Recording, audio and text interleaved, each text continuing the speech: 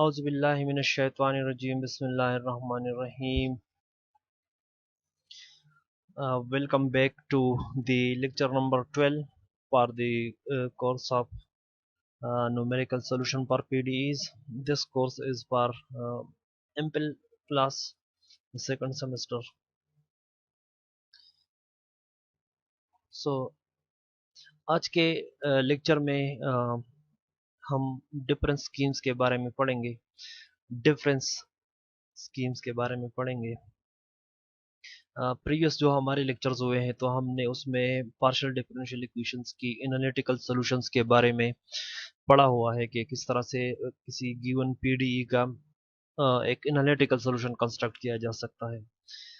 आज का जो हमारा क्लास है तो from today and onward we will discuss the numerical solutions for the for for a simple partial differential equation. So आज का हमारा जो ये लेक्चर है इसमें हम आयलर मेथड के बारे में डिस्कस करेंगे जो कि ऑर्डिनरी डिफरेंशियल इक्वेशंस के लिए यूज होता है। इस मेथड से हमारा जो न्यूमेरिकल सॉल्यूशन का के जो बेसिक्स है वो हमारे समझ में आ जाएंगे और किस तरह से एक एल्गोरिथम को सेट करना है सिमुलेशन के लिए वो भी हमारे समझ में आ जाएगा। फिर नेक्स्ट हम अपने क्लास में हम इसकी जो अपग्रेडेड वर्जन है पार्शियल डिफरेंशियल इक्वेशंस के लिए उस पर हमारी डिस्कशन होगी। सबसे पहले ऑर्डिनरी डिफरेंशियल इक्वेशंस के बारे में थोड़ा सा डिस्कस कर लेते हैं। एक फर्स्ट ऑर्डर डिफरेंशियल इक्वेशन को इस तरह की शेप में हम यूजुअली एक्सप्रेस करते हैं dy by dt is equivalent to some function f of t and y, and together with this equation some sort of initial condition is also given to us y at t naught is equal to y naught। ठीक है। इस तरह की equations का analytical solution आप बहुत से तरीक़ों से कैलकुलेट कर सकते हैं। इंटीग्रेटिंग फैक्टर का तरीक़ा है, इस तरह और भी बहुत सारे तरीक़े हैं जिनसे आप इस तरह के प्रॉब्लम्स की जो एनालिटिकल सॉल्यूशंस है वो कैलकुलेट कर सकते हैं। ठीक है। यहाँ पर एक क्वांटिटी y हमें शो हो रही है, स्मॉल y, जिसका with respect to time derivative small f के इक्विवेलेंट है। ठीक है। ये इक्वेशन एक एक्सपेरिमेंट के बारे में हमें बता रहा है कि एक एक्सपेरिमेंट है जिसमें एक क्वांटिटी y चेंज हो रही है या इंक्रीज हो रही है या डिक्रीज हो रही है, लेकिन चेंज हो रही है और उसकी जो तब्दीली की जो रफ्तार है वो हमें इस इक्वेशन से बताई गई है कि y में विद रिस्पेक्ट टू टाइम जो चेंज आएगा वो स्मॉल f के इक्विवेलेंट होगा। अच्छा, इसके इनिशियल कंडीशन से हम इसी एक्सपेरिमेंट का इनिशियल जो स्टेट है वो प्रेडिक्ट कर सकते हैं कि at time t is equal to T naught जो y की वैल्यू थी वो y नॉट के इक्विवेलेंट थी। So this is called the initial state of the experiment. ठीक है। तो इनिशियल कंडीशन से हमें ये भी इंफॉर्मेशन मिलेगी कि हमारी एक्सपेरिमेंट जो स्टार्ट हो रही है वो at time t is equal to T naught पे स्टार्ट हो रही है और टी नॉट पे जो y की कंसंट्रेशन है वो y नॉट के इक्विवेलेंट है। ठीक है। टी नॉट और y नॉट ये दोनों रियल वैल्यूज होंगे, आपको बताए गए होंगे कि ये वैल्यूज है। ठीक है। तो चलिए इस प्रॉब्लम पे जो वेरिएबल सेपरेबल वेरिएबल का जो कानून है वो अप्लाई करते हैं। अच्छा, ये टेक्निक यानी सेपरेबल वेरिएबल का जो तरीक़ाकार है ये सिंपल प्रॉब्लम्स पे एप्लीकेबल होता है जहां पर वेरिएबल t और वेरिएबल y की कंट्रीब्यूशन सेपरेट होती है। ठीक है। कि वेरिएबल t अलग मकदार के साथ सेपरेट कंट्रीब्यूट कर रहा है, इस तरह वेरिएबल y अलग मकदार के साथ कंट्रीब्यूट कर रहा है। यहाँ पर अगर आप डिफरेंशियल इक्वेशन के स्ट्रक्चर को देखते हैं तो यहाँ पर आपको एक small f of T Y नजर आता है जो y की डेरिवेटिव को रिप्रेजेंट कर रहा है। अच्छा, ये फंक्शन इसमें t और y कंबाइंड भी कंट्रीब्यूट कर सकते हैं, सेपरेटली भी कंट्रीब्यूट कर सकते हैं। So in the case if t and y contribute separately, and then in that case small f can be written as product of two function, a function of t and a function of y। ठीक है। सो अगर यही case है तो इस ordinary differential equation को हम through separation technique इसी शेप में एक्सप्रेस कर सकते हैं, dy by h of y is equal to d t by g of t. इसी फॉर्म में जब हमारा सोल्यूशन आ जाएगा तो इसको फिर अगर हम इंटीग्रेट करें from y naught to y, एक साइड पे हमारे साथ जो इंटीग्रेंट है वो है 1/h ऑफ y, और with respect to y integration हो रहा है। तो with respect to y integration हो रहा है और y की स्टार्ट की जो वैल्यू है वो है y नॉट। तो हमारा जो इंटीग्रेशन के लिमिट होंगे वो y नॉट टू y होंगे। ठीक है। हमारा एक्सपेरिमेंट टी नॉट से स्टार्ट हो रहा है, तो हम दूसरे साइड पे विद रिस्पेक्ट टू टी जब हम इंटीग्रेशन करेंगे तो हमारा लोअर लिमिट होगा टी नॉट और अपर लिमिट होगा टी। ठीक है। इस इंटीग्रल को सॉल्व करके आप उसी एक्सपेरिमेंट का जो सोल्यूशन है वो कैलकुलेट कर सकते हैं। ठीक है। आपने कैलकुलेट भी किया होगा बहुत से प्रॉब्लम्स का। अब थोड़ा सा ये डिराइवेटिव्स की जो इंटरप्रिटेशन है ज्योमेट्रिकल उसके बारे में थोड़ा सा डिस्कस कर लेते हैं। D y by d t at x is equal to x naught is the limiting value at delta x is equal to 0 of the quantity y at x plus delta x minus y at x naught divided by delta x। ठीक है। Domain में हमारे साथ एक point है x not, दूसरा point है x not में थोड़ा सा मजीद चेंज लाई, मींस x नॉट में आप डेल्टा x ऐड कर लें। ठीक है। x नॉट पे जो फंक्शन की वैल्यू है यानी y एट एक्स नॉट, उसको आपने y नॉट से रिप्रेजेंट कर लिया, और x प्लस डेल्टा x पे जो फंक्शन की वैल्यू है उसको आपने रिप्रेजेंट कर लिया y not plus delta y। ठीक है।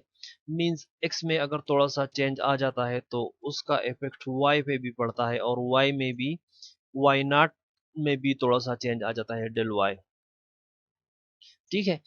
अब y at x plus delta x minus y at x naught हमारा यहां से लेकर यहां तक की लेंथ को रिप्रेजेंट कर रहा है, और हमारा डेल्टा एक्स ट्रायंगल के बेस को रिप्रेजेंट कर रहा है। ठीक है। अब अगर हम for example perpendicular divide by base करते हैं तो हमें इसी लाइन का स्लोप मिलेगा। अगर हम डेल्टा एक्स से अप्रोच टू करते हैं, टू अप्रोच टू जीरो करते हैं, तो at x is equal to x naught पे फंक्शन का जो स्लोप होगा हमें वो स्लोप ऑटोमेटिकली मिल जाएगा। जितनी डेल्टा एक्स की वैल्यू स्मॉल होगी उतनी ज़्यादा इन दोनों लाइंस का स्लोप आपस में मीन्स के एग्री करेगा। ठीक है। थोड़ा सा पावर सीरीज के बारे में भी आपको बता दूं। The Taylor series of a function is defined as f of x is equal to f at x naught plus summation n starts from 1 up to capital N 1 over n factorial into nth derivative of the function f at x is equal to x naught multiplied by x minus x naught whole power n plus order of x minus x naught whole power n plus 1। ठीक है। इसका मतलब ये है कि किसी भी function को इक्वलेंटली एक सीरीज एक्सपेंशन के शेप में एक्सप्रेस किया जा सकता है। ठीक है। ये सीरीज किस तरह से कैलकुलेट करनी है और यानी हमारे साथ क्या इसका तरीक़ाकार है उसका लिंक आपको यहाँ पर दिया गया होगा, तो इस लिंक पर चले जाए और आपको इसी सीरीज की जो कंस्ट्रक्शन की जो वीडियो है वो आपको मिल जाएगी। ठीक है। अच्छा, ये फंक्शन और ये दोनों ये सीरीज आपस में अप्रॉक्सीमेटली इक्वलेंट होते हैं। दोनों के दरमियान थोड़ा सा डिफरेंस होता है, और वो डिफरेंस मजीद डिक्रीज होता है जब आप n की वैल्यू को इंक्रीज करते हैं। मींस के अगर आप किसी फंक्शन की टेलर सीरीज में ज़्यादा से ज़्यादा टर्म यूज करेंगे तो आपका जो सीरीज होगा वो ज्यादा से ज्यादा एक्यूरेट होगा। एक इलस्ट्रेशन दिखाता हूँ आपको। सपोज ये फंक्शन हमें दिया गया है f of x is equal to e power minus two x plus minus two into e power minus, जिसका ग्राफ हमें नजर आ रहा है कि वो ये रेड कलर का ग्राफ इसी फंक्शन का कर्व है। अब इसी फंक्शन का अगर फॉर एग्जांपल हम टेलर सीरीज कैलकुलेट कर ले at x is equal to x naught, तो हमें minus one plus x square यानी टू टर्म्स का सीरीज हमें मिल जाएगा। ठीक है, तो जो हमारा सीरीज होगा वो इस ब्लू लाइन से रिप्रेजेंट हो रहा है। ठीक है, तो at x is equal to x naught आपको नजर आ रहा होगा कि ब्लू लाइन और रेड लाइन आपस में थोड़े से टाइम के लिए एग्री कर रहे हैं और फिर उसी टाइम के बाद आप दोनों कर्व्स आपस में सेपरेट हो जाते हैं। ठीक है, अगर हम एक्स नॉट अगर हम for example third term approximation करेंगे तो हमारा जो एक्यूरेसी है वो थोड़ा सा ज्यादा डोमेन पे हो जाएगी। ठीक है, एक्यूरेसी का जो डोमेन है वो एक्सटेंड हो जाएगा। फोर्थ ऑर्डर की जो अप्रोक्सीमेशन है उसमें हमारा जो अप्रोक्सीमेटेड टेलर सीरीज है और जो एग्जैक्ट फंक्शन है वो थोड़ा सा ज्यादा लेंथी डोमेन पे एग्री करेगा फंक्शन के साथ।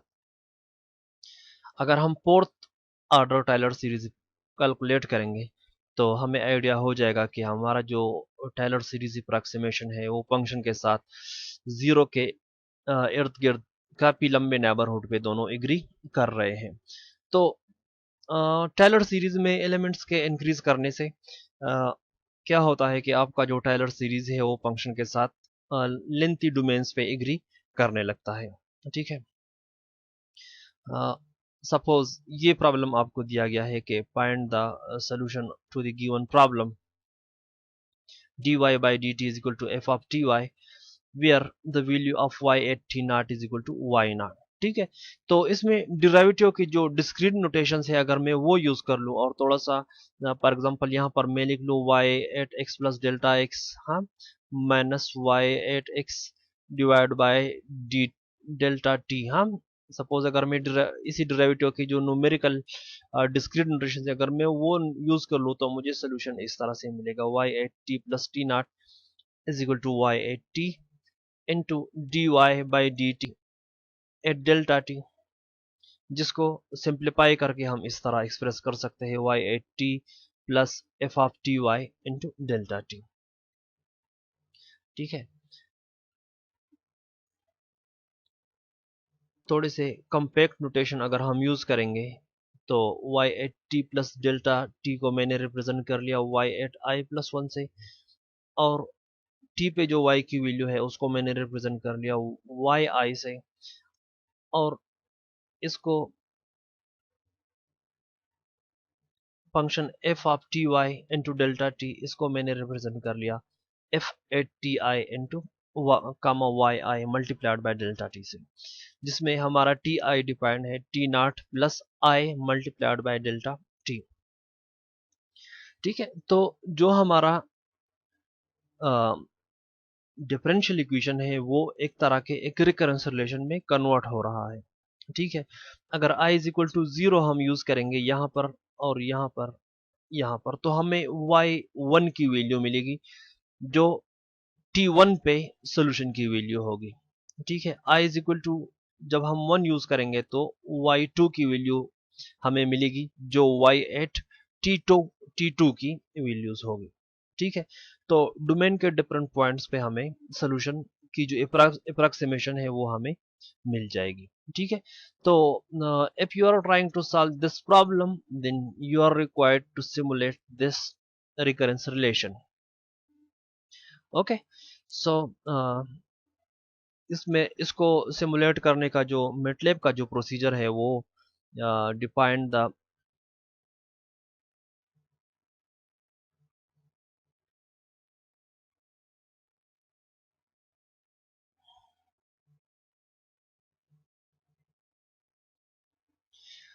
Define the equation in MATLAB.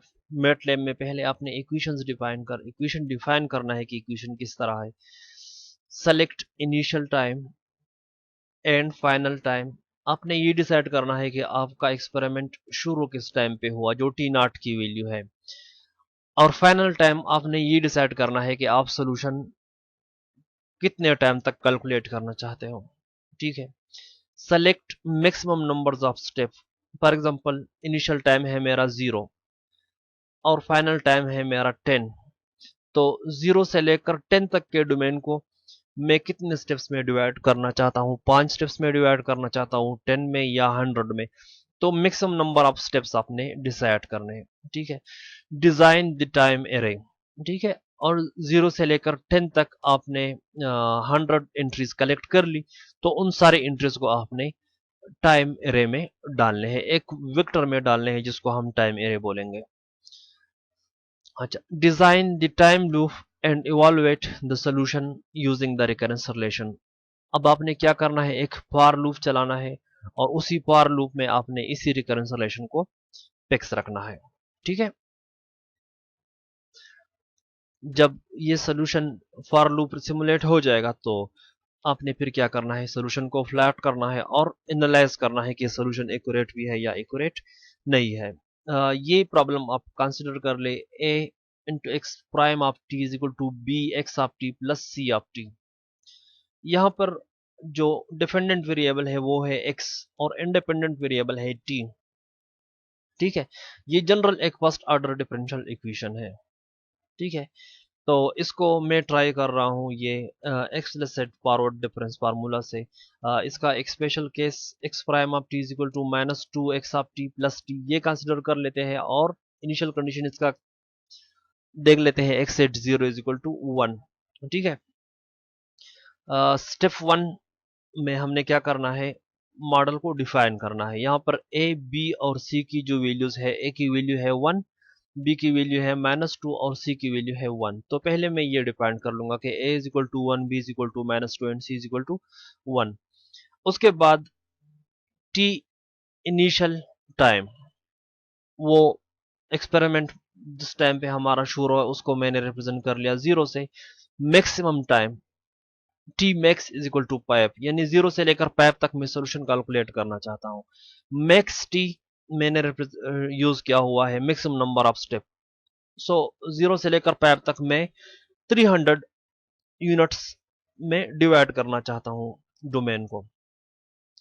0 से लेकर पाइप तक अगर 300 बनाने हैं तो डी टी हमारा होगा T max multiplied by T initial divide by maximum number of step, means pipe minus 0 divide by 300। तो इससे हमें डी टी की वैल्यू मिल जाएगी। अब हमारा एक सोल्यूशन एरे है और एक है टाइम एरे। सोल्यूशन एरे में मैंने पहले नंबर पर एंट्री डाल दी 1 और वो हमें बताई गई है कि टाइम के पहले वैल्यू पे सोल्यूशन की पहली एंट्री है 1। So X at 1 is equal to 1 मैंने फिक्स कर लिया। अच्छा, टाइम एरे में मैंने पहले नंबर पे इनिशियल टाइम की वैल्यू फिक्स कर ली। इनिशियल टाइम हमारे साथ है 0। ठीक है। अब मैंने क्या करना है, g is equal to 1 up to max t, एक लूप मैंने स्टार्ट कर लिया 1 से लेकर मैक्स टी तक। मैक्स टी हमारा क्या है, मैक्स टी हमारा है 300। ठीक है। x, which is the solution at j plus 1 is equal to x at j plus dt steric b steric x at j plus c steric t at j divide by a। ठीक है। जो forward difference का जो तरीकाकार है वो हमने apply कर लिया और जो रिकरेंस रिलेशन हमारा बन रहा था तो वो मैंने इधर लिख लिया। ठीक है। अब टाइम एरे को भी डिफाइन कर लेते हैं, t at j plus 1 is equal to initial time plus j asterisk d t. ठीक है। डी टी अगर 0.1 है तो इनिशियल प्लस 0.1 इनिशियल प्लस 0.2, इससे हमारा टाइम एरे बनेगा। The step 4 is to plot the solution Tx. You can use the title command to give a special title to your graph. You can also make labels of the x-axis and the y-axis. Okay, so I think we should go to the MATLAB screen and try this experiment on the MATLAB screen. So let's go. So students, सबसे पहले हम clear all command डाल देंगे, which means that we have to clear all the entries from the workspace. Then we will write the parameters from the equation, which is a is equal to 1, b is equal to -2, and c is equal to 1. The initial time t init is 0. I want to calculate from 0 to 5, so I will write t max is equal to 5. The maximum number of time step is 300. Now dt, which is the length of each subinterval, we will depend it by t max minus t init divided by max t. Now I have to place the initial value of the solution at initial time, which is x at 1 is equal to 1, and the time array have the first entry tinit. ठीक है, initial time की जो value है वो हम t at 1 में डाल देंगे.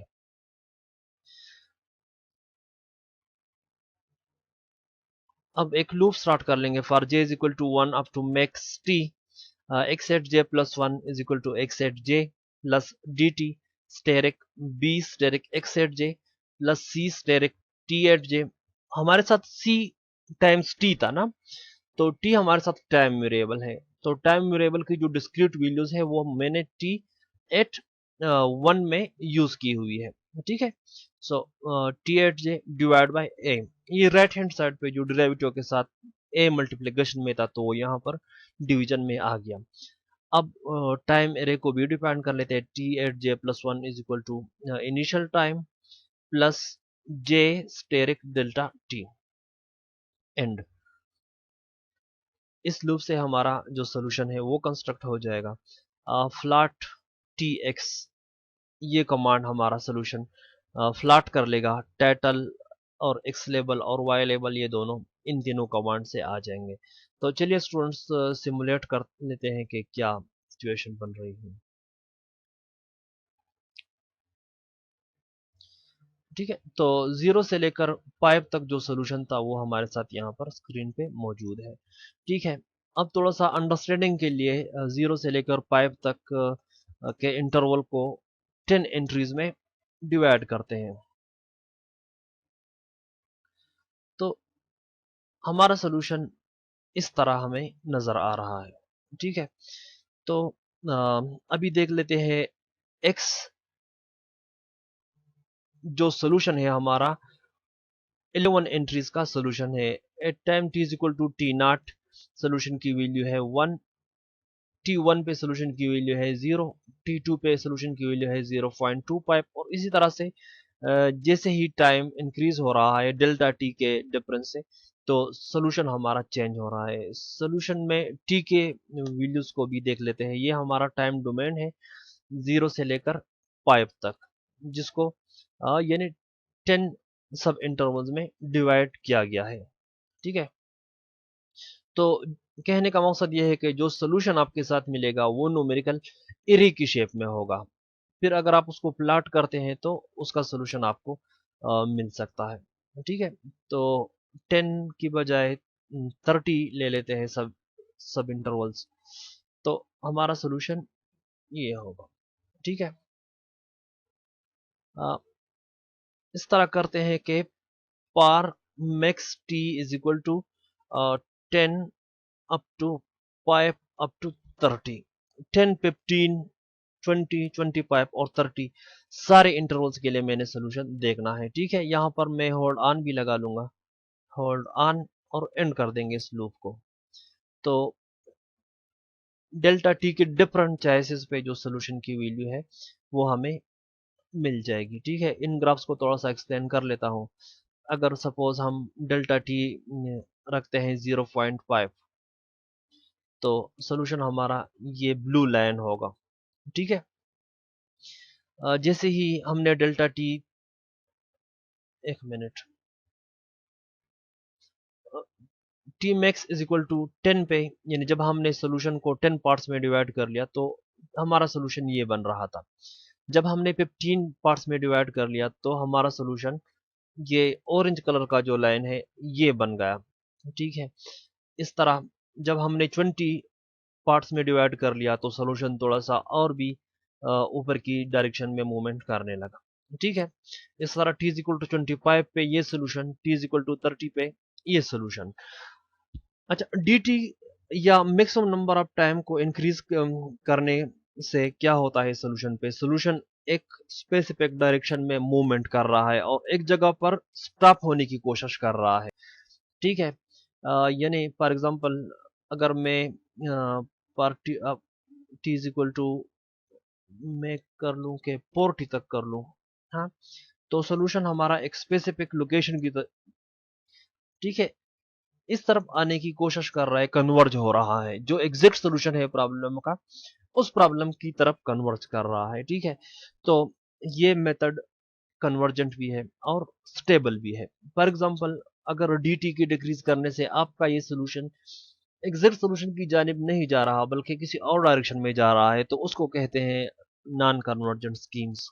ठीक है, सो आपको ये पता चल गया कि न्यूमेरिकल सॉल्यूशन का मतलब क्या है, ऑर्डिनरी डिफरेंशियल इक्वेशन पे इसको अप्लाई किस तरह करते हैं और यानी किस तरह से फॉरवर्ड डिफरेंस का जो फार्मूला है उसको यूज करके ऑर्डिनरी डिफरेंशियल इक्वेशन को हम रिकंसिलिएशन में कितनी आसानी से कन्वर्ट कर सकते हैं। आज के लिए इतना काफ़ी है। नेक्स्ट क्लास में हम इसी टॉपिक को इंशाल्लाह मजीद आगे बढ़ाएंगे। तब तक के लिए अपना ख्याल रखिए। अल्लाह हाफ़िज़।